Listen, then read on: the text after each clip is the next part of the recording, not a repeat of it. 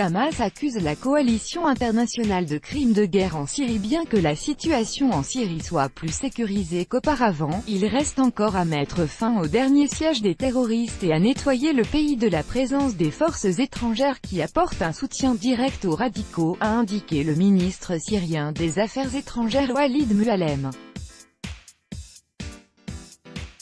Intervenant lors de la 73e session de l'Assemblée générale de l'ONU, le chef de la diplomatie syrienne, Walid Muallem, a évalué la situation actuelle en Syrie. 7 ans plus tard, à la déception de certains, nous constatons que la situation en Syrie, NDLR, est plus sûre et plus stable, et que la lutte contre le terrorisme est presque terminée.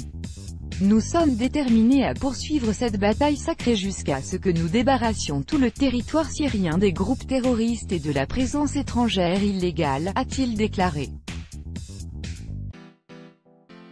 Muallem a également souligné que la coalition internationale avait fourni un soutien militaire aux terroristes en Syrie.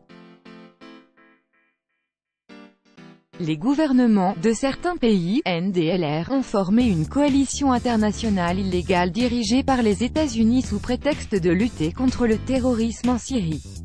Il est devenu évident que les objectifs de la coalition coïncident pleinement avec ceux des groupes terroristes qui sèment le chaos, la mort et la destruction, a indiqué le diplomate.